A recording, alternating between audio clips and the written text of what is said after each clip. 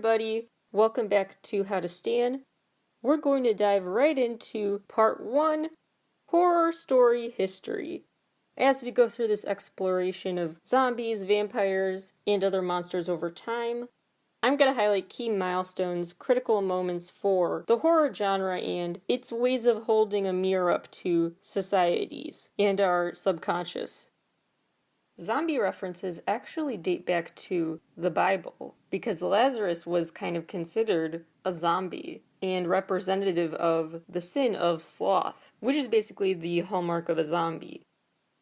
In 1764, The Castle of Otranto came out by Horace Walpole. This is seen as the first ever Gothic horror novel, and it's seen nowadays by scholars as actually one of the earliest indicators of what these types of stories can be used for. Monsters basically coming to represent inner struggles in the human psyche. Because scholars now read into that story as basically being Walpole's way of putting a face to his struggles to come to terms with and accept his homosexuality. Historically, zombies actually come from Haitian and African folklore.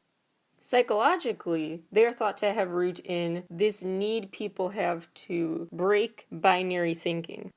Thinking of a world in black and white, monsters and horror stories blend and blur those lines between good and evil, between fear and intrigue. It kind of breaks human minds out of this frustrating box.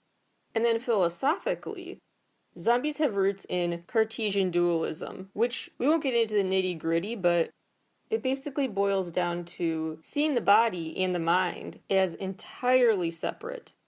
That your body does stuff irrespective of your mind and vice versa. Obviously, this is where philosophers aren't on the same wavelength as scientists talking about biology and that version of seeing the mind and body as separate versus parts of the same thing, but I digress. The point is that the origin of a zombie comes out of that strain of thought. The belief that there is a way to completely sever thinking about the human body from the human mind, and zombies have solely the body, not the mind. That's basically what makes them different from full, alive humans. As for vampires over time, they came from European folklore. That's when they actually took on the role of peasants of sorts. Eventually it became the norm for them to look more elitist and wealthy, living in their mansions or whatever. Then their typical depiction started varying more after that. It went from poor to rich extremes. Now it's kind of just, in the Western world at least, any background story. It varies a ton. In 1920, The Cabinet of Dr. Caligari came out. And this is largely seen as the very first horror movie. In the 30s and 40s, there was a rise in horror movies with main characters implanted from a different era. Dracula, Cat People, The Mummy, that seemed to reflect the public's unease with this rapidly modernizing world around them. Yeah, back in the 30s and 40s, they were thinking the world was moving too fast. No wonder horror is a thriving genre in today's society.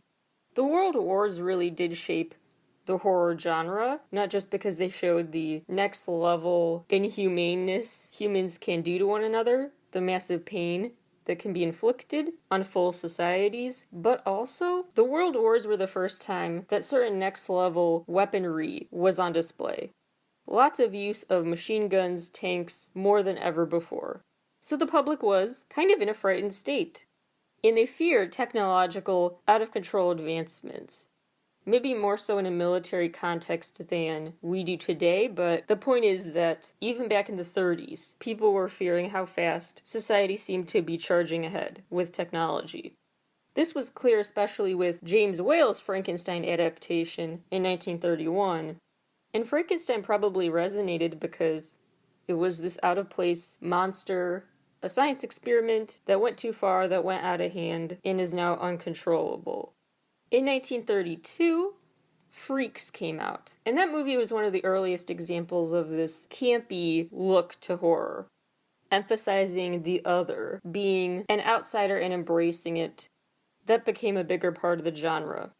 After the atom bombings, horror started a big shift away from reflecting personal woes and fears, and full speed ahead went in the direction of collective, community-wide, or society-wide fears.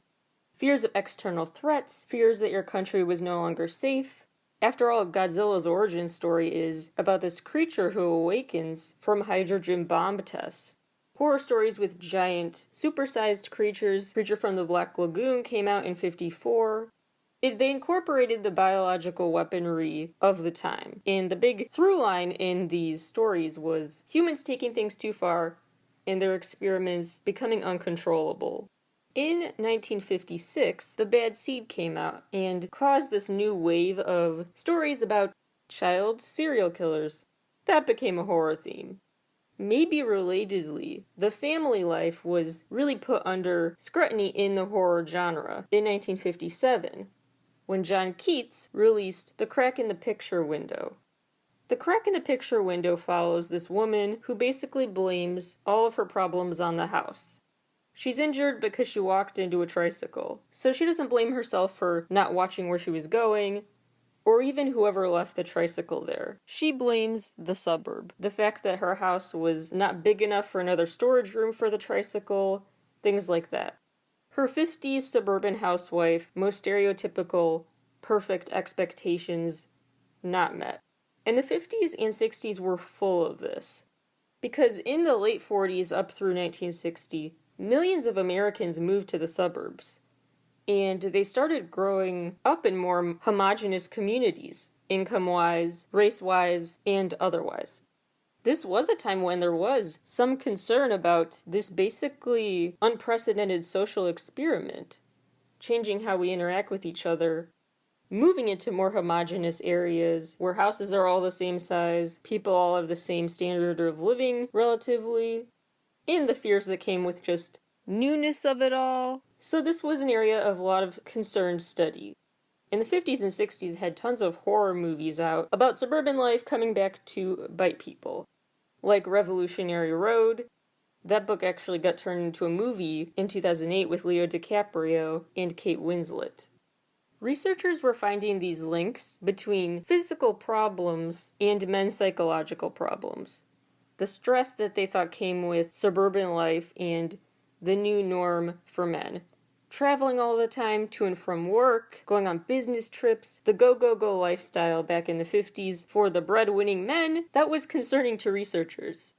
And they attributed higher risks of heart disease and other issues, chronic issues, with men's psychological stress.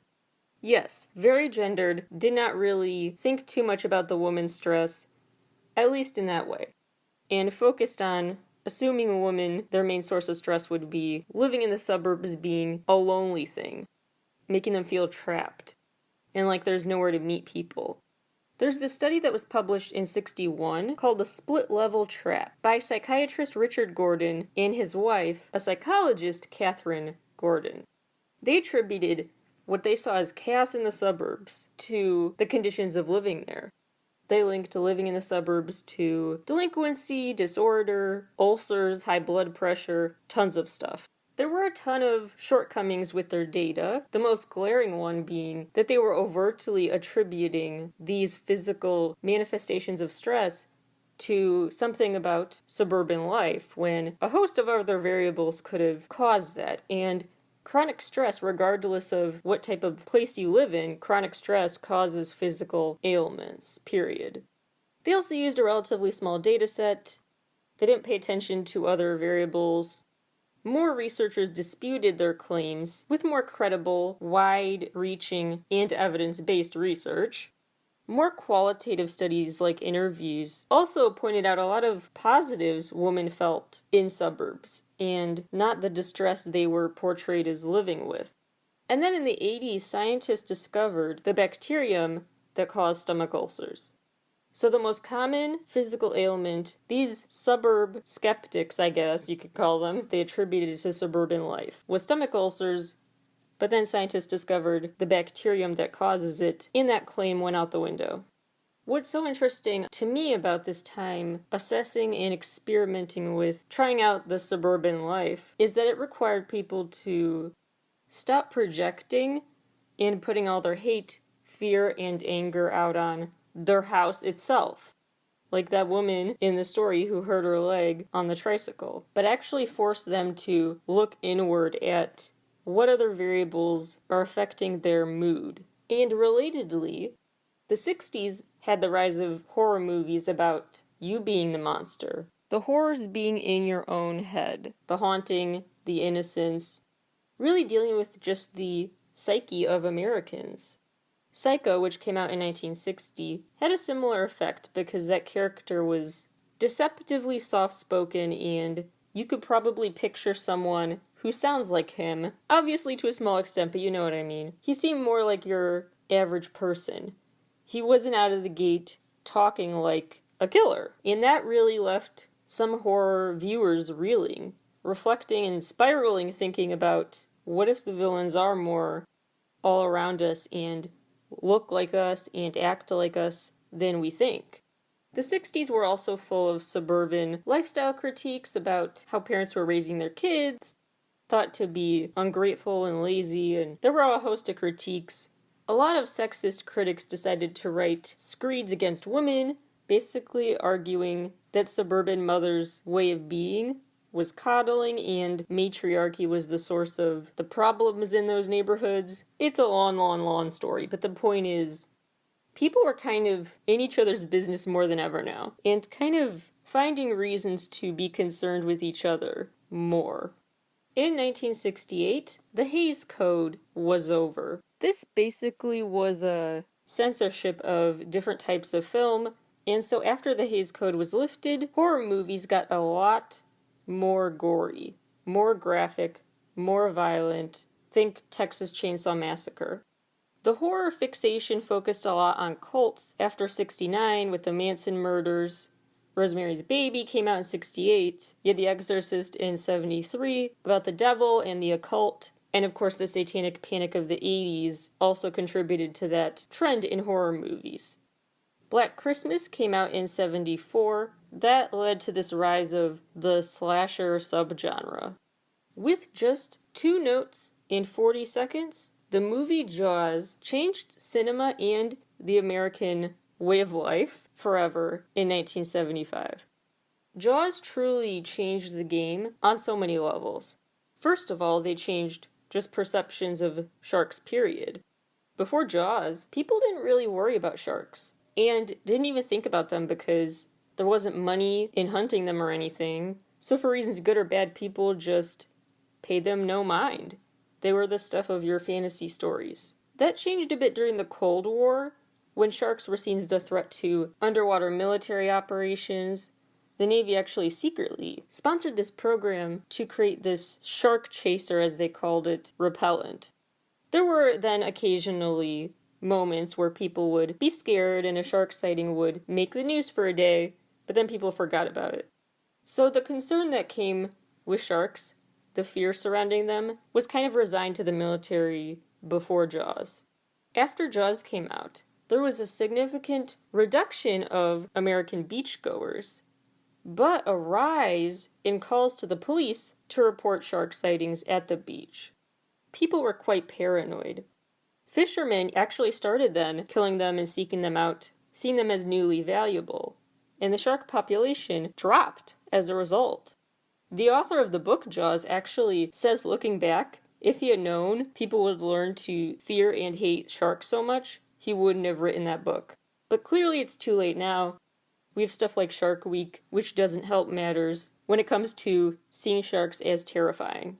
It further scared people because it made viewers feel unsettled, like their idyllic tourist location, their little picturesque view of the American dream summertime that was a shattered dream now. Because you couldn't just go to the beach anymore without feeling paranoid, scared. So people had this view of a picturesque suburban lifestyle in America being messed with, and this sense of the threat could be anywhere, even on a little island on our idyllic vacation.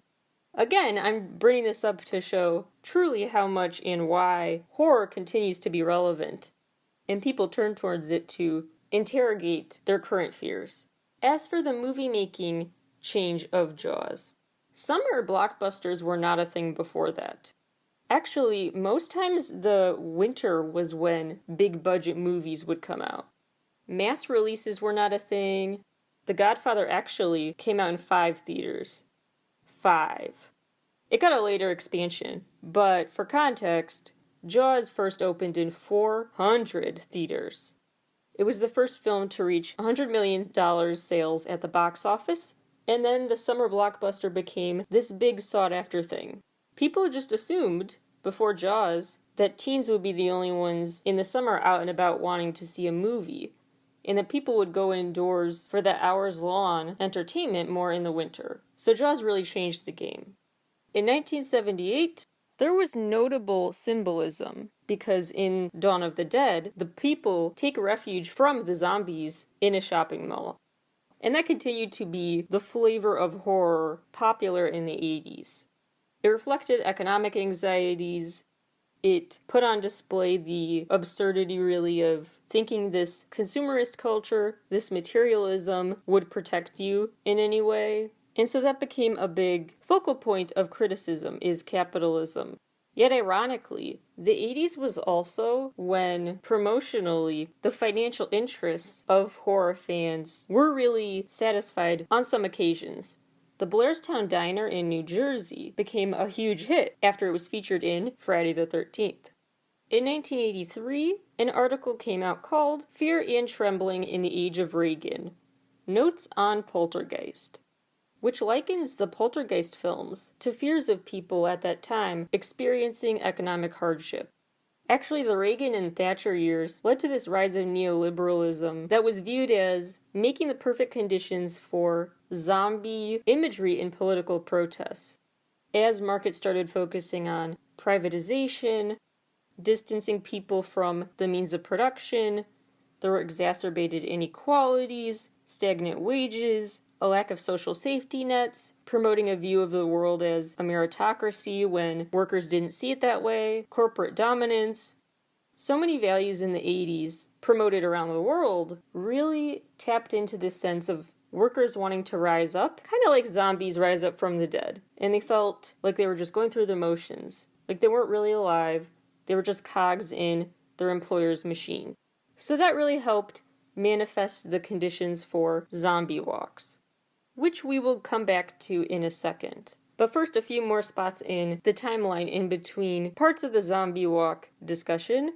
The 90s is when found footage movies, as they were called, started coming out, following the Blair Witch Project, which again drove home that message that if you can't be safe with your group of friends and all of these tools or whatever you've got, nothing's preparing you for what's coming. Nowhere is fully safe.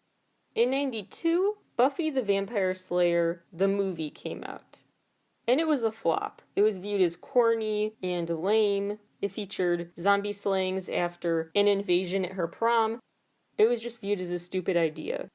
Then in 97, the Buffy TV show came out. And we will have a lot more to say in the latter half of this episode about that. But the online journal for fan discourse, officially Buffy studies, exchanges of academic papers people were writing, diving into the many layers of meaning in Buffy the Vampire Slayer, that database for fan essays came out in January of 2001. Then came the mid-2000s. And that's really when scholars started recognizing these zombie walks as worth studying and noting. These were basically what they sound like. Protesters would dress up as zombies and walk at a snail's pace to a specific location for their often silent protest. These were viewed as effective not just because zombies are this super accessible, understandable on their face symbolism, but also cause people to stop and look. Very eye-catching if you see zombies walking down the street. And they saw strength in numbers, because as they walked, people would join in. Maybe just out of curiosity, maybe they were genuinely inspired to join the cause. But whatever the reason, zombie walks became a thing. The first zombie walk on record is from 2003 in Toronto, and it actually became annual and official, the Toronto Zombie Walk. Since then, zombies have been used to represent everything from the woes of capitalism, to urbanization, to technology, to war, to modernization. A lot of different things people have grievances over and view as sucking the life out of them. In 2011, Occupy Wall Street in both London and New York used zombie imagery. And actually, Occupy in London involved a recreation of the Thriller music video dance. Researchers studying these walks, for the most part, found them to be effective at short-term political awareness and engagement, not long-term. Viewed as a way to get your message out there effectively, if by effectively you mean getting out there at all. But in terms of lasting, concrete political change in response to the zombie walks, researchers really didn't have much to support that thought. However, there are a few notable exceptions, like a 6-month event from 2012 to early 2013, dubbed the All-Slovenian Upheaval. In Slovenia, in 2012, this group organized protests, this group being called the Trans-Universal Zombie Church of the Blissful Reigning. Quick context here. The global recession in 2009 led to global economic hardships, Slovenia being no exception. There was a rise in unemployment, in public debt, fewer exports, economic struggles on a host of fronts. And the protesters were blaming the government in charge, who had been advocating for privatization and those other views we talked about before. This was an unprecedented uprising. People of various backgrounds and ages in Slovenia participated, and actually this was the first time thousands of people took to the streets since 1991's separation from Yugoslavia. What turned out to be a crucial mistake is when one political leader tweeted that the protesters were communist zombies. The nickname stuck, and the protesters flipped it around as their badge of honor. And basically said, you kind of proved our point. If you view us as zombies, clearly you kind of actually get the point of our protest. So artists got to work, people helped each other make zombie costumes, giant zombie puppets on sticks were made. It became a huge thing. People started calling this a protestival. And this protestival became a regular display of art, performance, proudly embracing and showing off, giving a platform to their ethnic traditions. A big notable date was when these separate cities suddenly teamed up and coordinated their protests for December 21st.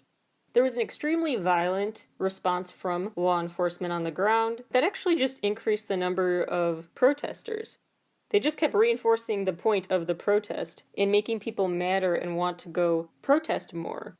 As a result of all of this sustained pressure, several officials resigned. One mayor got deposed for corruption. The protests got a 70% public approval rating. And the man who called them communist zombies was voted out of parliament on a no-confidence vote. Later, separately arrested for corruption charges, and fun fact, in Slovenia they have a way of, basically the law allows for you to win re-election and work in parliament during the day and finish your jail sentence at night. So that's what he started doing. Anyway, a coalition agreement formed. They basically changed the future of the country. They have continued to protest, and actually in 2013, this zombie church registered with Slovenia's Ministry of Culture so they could be officially recognized as a religious group, who holds what they call weekly mass, which is where they have meetings. This continued to be used in forms of protest. In February 2013, a local TV station in Montana declared a zombie uprising had started. So some people believed what the hackers said, got really scared. Coincidentally, that was also the month Canada's House of Commons had privately been conferencing with the US over zombie apocalypse preparedness, according to a Washington Post report about the secret meeting. The usage of zombies in political causes continued in 2017 at the G20 summit, a big summit of heads of state from around the world to discuss international policy. This time it was in Germany, and this group that dubs itself the 1000 Gestalten delivered a big zombie demonstration.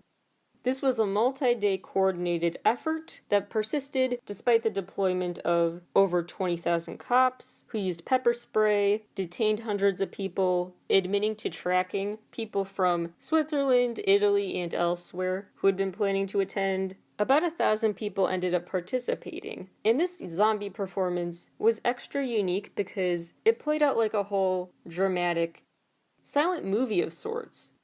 After their slow walk to their destination, one guy took off his gray, dirty, quote-unquote zombie clothes to reveal a brightly colored top underneath, and then he helped pull a woman zombie up off the ground, convinced her to get rid of that gray outermost clothing layer, and then they come alive. Slowly, one by one, these zombie protesters shed their zombie clothes, revealing bright colors underneath. They were laughing, singing, dancing. Well, kind of singing, it was all silent, but you know what I mean. They were celebrating. So it was this big symbolic display of what happens when you shed the old ways of life. So for them, zombies were used to represent not just what they felt like they had turned into zombies in life, but a better possible future, what they could do instead. So the group that organized this says they, quote, shall represent a society that has lost their feeling for the fact that a different way of life is possible. They also said they are, quote, alarmed by the recent events of our contemporary history, and they say they want to resist political apathy and disengagement and encourage people that a better way to live is possible through a very eye-popping demonstration. The biggest differences between the zombie church movement and the G20 performance were, first of all, the G20 was scripted. It was performance art, carefully planned out over months. The zombie church movement stayed improvised. So as it went, it just kind of winged it. So it's interesting how the zombie church one that was improvised actually seemed to have a bigger concrete impact than the coordinated event. Also interesting to note that the G20 focus was on policy, what they wanted leaders to do and not do. The zombie church movement was about getting rid of specific people in charge, or at least directly finger-pointing at them. There was more disillusionment with society's social systems, or perceived lack thereof, after 9/11. That tragedy changed how horror movies were made. The thought process changed from I don't have the material society owes me and promised me to society was never going to give me that stuff anyway. Just a complete sense of nihilism started infiltrating the premise of horror, this undercurrent of it's never going to get better. Society is just destined to be messed up in these ways. That became a common thought, and that led to a common premise in movies. Horror movie characters continued to be malleable in the image of the public's current state of mind and fears with the 2017 release of Get Out, which was very groundbreaking for, even just from a movie-making perspective, groundbreaking for how it signified where horror as a genre was headed. It was headed to a place with more blurring of genres between horror, comedy. Horror movies became more not play by the book, more out of the box, and more reflective of current events. More realistic fiction than the past, which had focused more on fantastical monsters. Since the start of the pandemic and lockdowns, quarantines, etc., you'd probably think people would want to watch more happy, mood-boosting content. Not the case at all. People actually really have gravitated more for apocalyptic and survivalist films like Contagion, which resurfaced in popularity. And you might think, what the heck? But actually it makes sense. People feel psychologically more comfortable when they can process their fears. They can find a way to find a visual example of their fears. They can have an image to reflect their hard-to-explain, intense emotions. They can put a face to those emotions, maybe a famous face, and they can put a Hollywood story to their emotions. It's an outlet to process stuff. And actually, in 2020, a study came out from this journal called Personality and Individual Differences, showing that actually people who are into horror films and have been watching them have been coping more with the pandemic. The paper found a link between a trait they call morbid curiosity and feeling a sense of joy, or preparedness at least, during lockdowns. In their test, which, as I do with all my sources, I will link to on my site, they measured resilience split into parts. So they separated signs of positive resilience from psychological distress. So they view positive resilience as reacting affirmatively to their survey questions like, I have found things to do that I enjoy during the pandemic. Then you have the opposite, which is when they said yes to questions like, I haven't been sleeping well since the pandemic started. The people who were into watching horror and doomsday prepper type movies, especially during the pandemic, had a much higher positive resilience score and were finding more ways to be happy during the pandemic. This ties into other previous research about psychologically processing a threat in a non-threatening environment like your couch. Really helps trigger understanding emotional regulation for how to handle that threat in the future. It can jumpstart coping mechanisms and steer your brain into thinking more rationally and not revert to avoidance strategies. Their data found actually this trend was solid regardless of demographic. An interesting way of clarifying how they interpret results. Quote, those who were fans of horror movies broadly did not feel more prepared for the pandemic. However, participants who were fans of films that present a world fraught with chaos from aliens, zombies, or viruses reported feeling more prepared for the pandemic. It's basically kind of a trial run for your mind. It's sort of like when you're a little kid and you think there's a monster in the closet or under the bed and a parent goes with you to get a flashlight and check to be sure there's no monster. It's kind of like that, where you have the sense of you worry about something, but then you visually see reassurance that problem's not here, or look, these people dealt with the problem, it's over now, etc. Using movies to gain a sense of preparedness actually goes beyond the horror genre too. It's been linked to the same effects psychologically of kids getting into roughhousing, rough and tumble play. When you're getting into rough and tumble play as a little kid, that is actually really you doing a practice run of kind of defensive skills. The ability to gain toughness and a sense of preparedness for whatever life throws at them. If you're a young kid and you want to watch a horror movie, you could tell your parents. Research in the journal Front Psychology found that younger kids are actually more able to be talked out of their fears than older kids. So maybe you want to address the fear now, just saying anyway. To give you some context for horror movies' popularity the past few years, The Suicide Squad was made on a $185 million budget, and it earned $154.5 million. Black Widow, made on $200 million, earned $370 million. A Quiet Place Part 2 was made on $22 million and earned $300 million globally. The Conjuring, The Devil Made Me Do It, was made on $40 million and earned $200 million. Much bigger net profits. Also, what might contribute here, though, is there was an increase, a revival, really, of drive-in movies in 2020, and doesn't horror sound like the best genre to take in via drive-in? Something about it. Anyway, the nostalgia factor might also be there, as shown in the large amount of horror-themed and gore-themed restaurants that have opened up across the USA the past few years. Several, actually, since the pandemic started. Business is booming at horror-themed restaurants lately, and people do cite the nostalgia factor.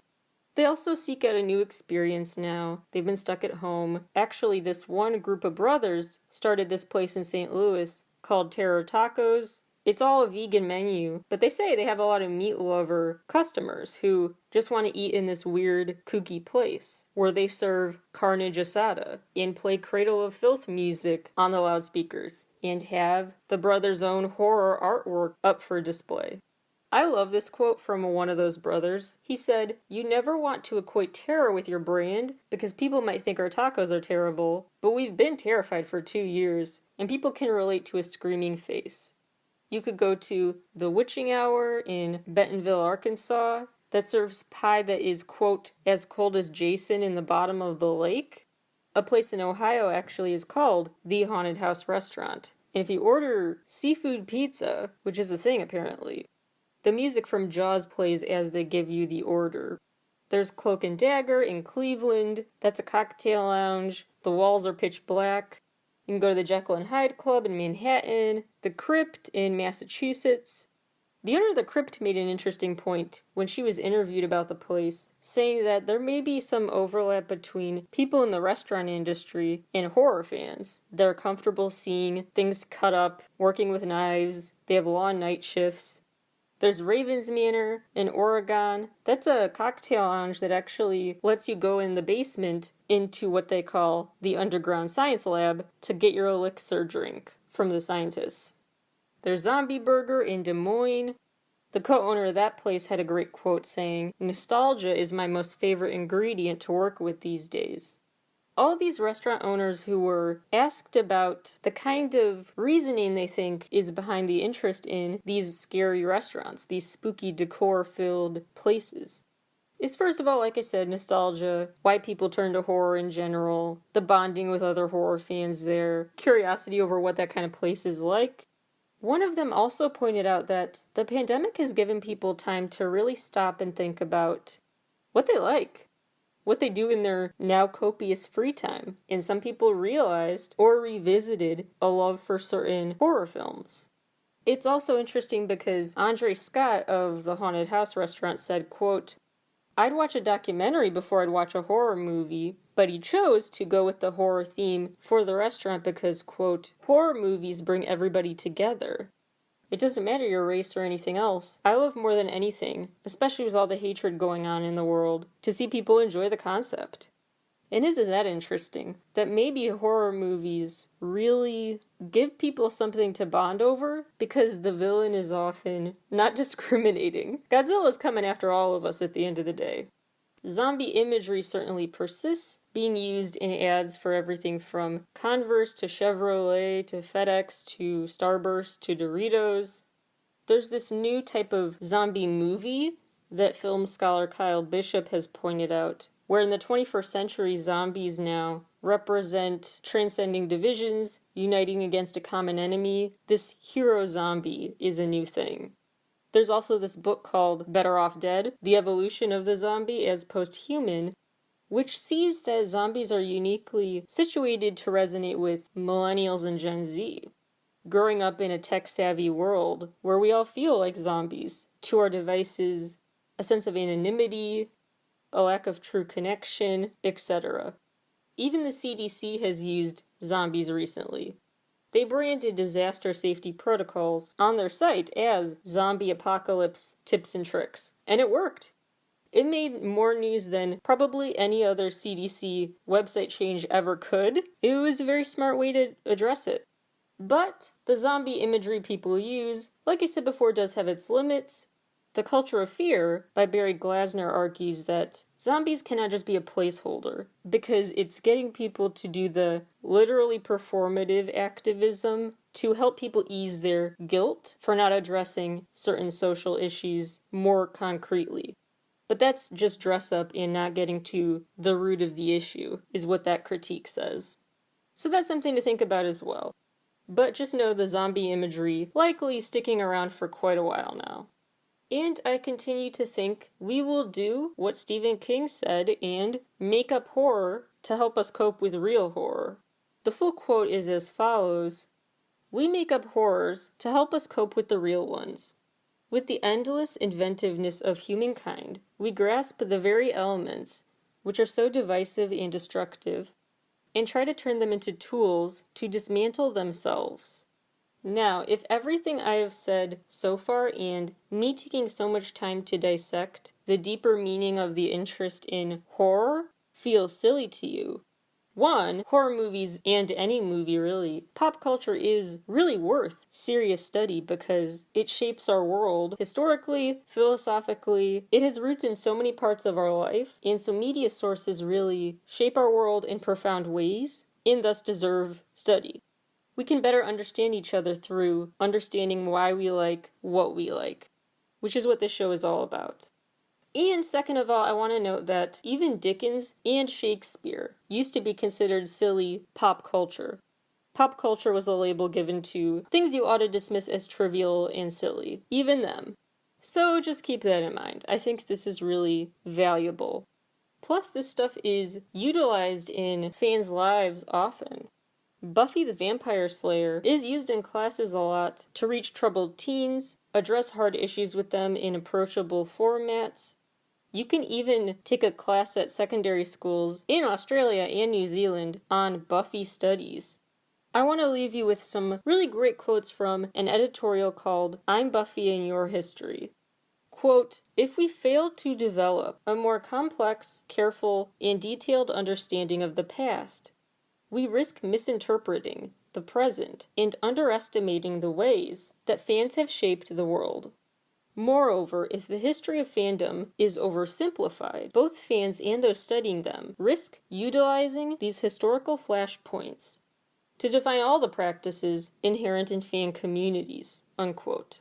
I will leave you with that. We are going to pick up this conversation where we left off in part 2 about all things Buffy studies, and why Buffy is so ripe with material to analyze and actually take seriously. Tells us so much about ourselves and therefore the world around us. Thank you all for listening as always, and I will talk to you all again very soon.